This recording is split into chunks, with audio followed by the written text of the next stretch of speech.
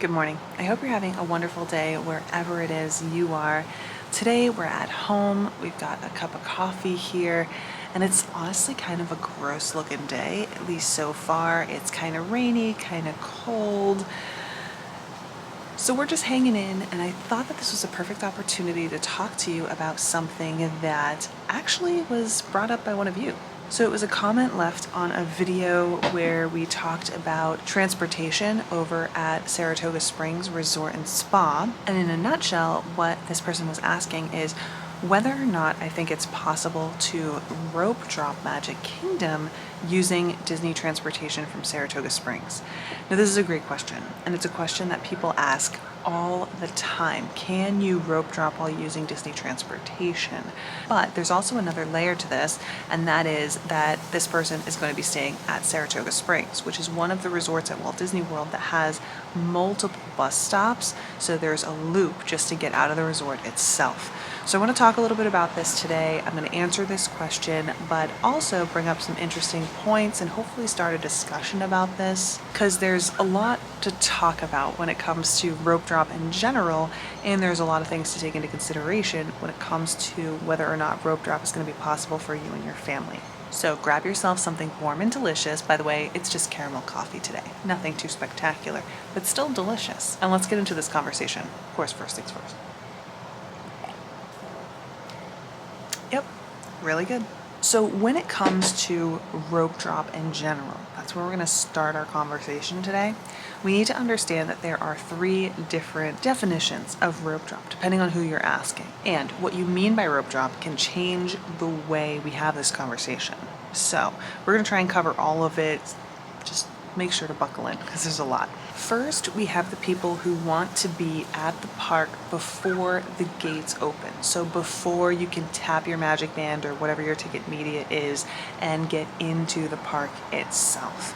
This requires you to be there super early, and quite frankly, I think that if you're going to go the route of being there for this time frame, you're going to want to be driving yourself or using a rideshare service.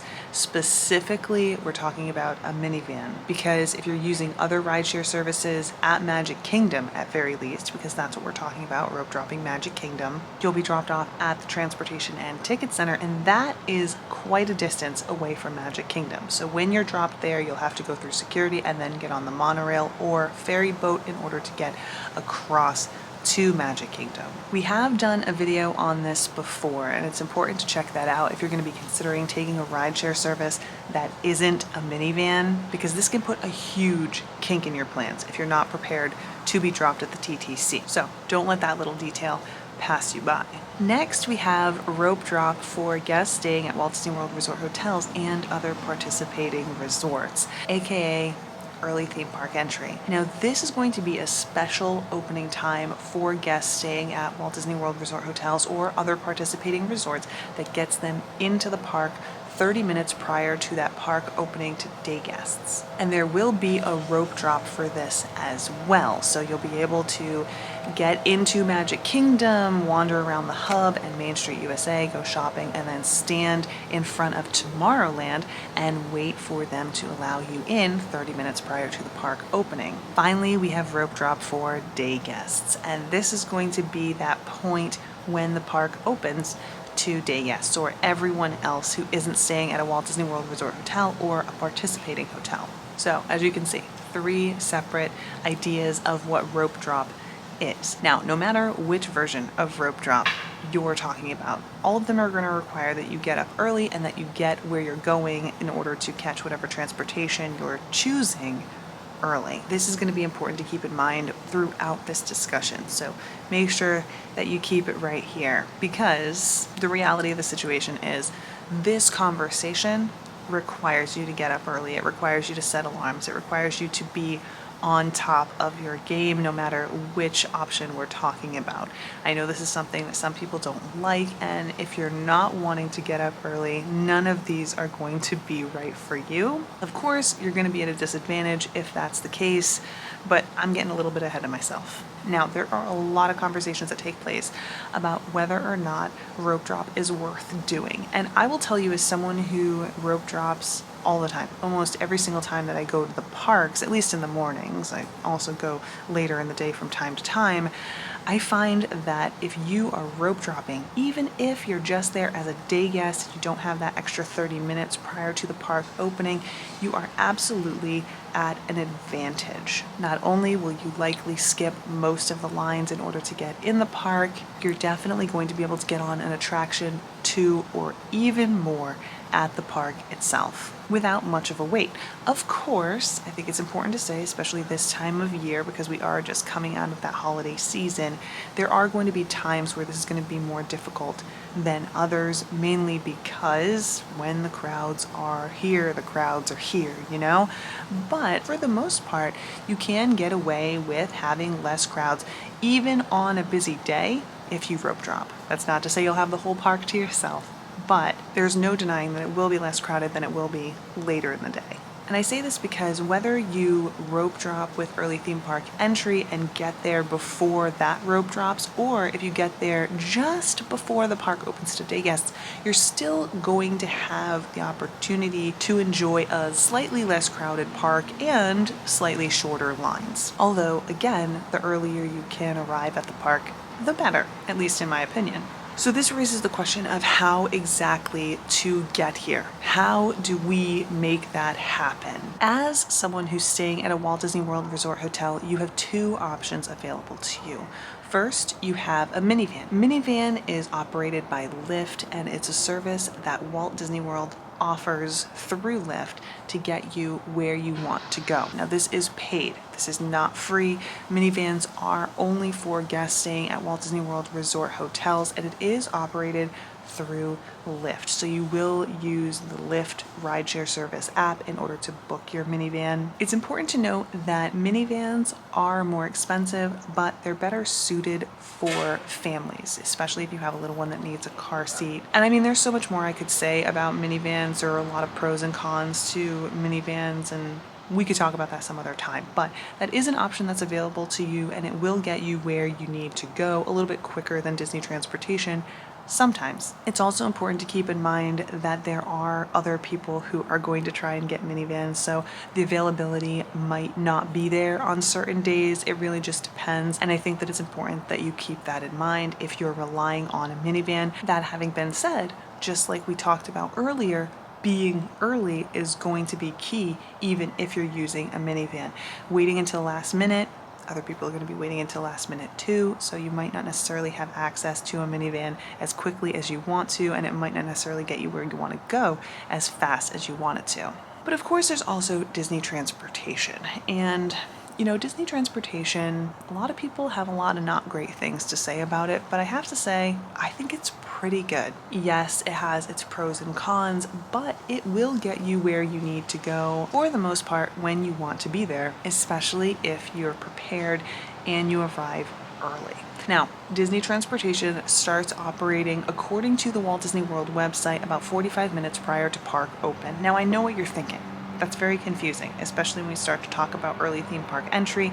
From our experience, early theme park entry is when they're referring to when they say prior to park opening, because that's when the park opens to resort guests.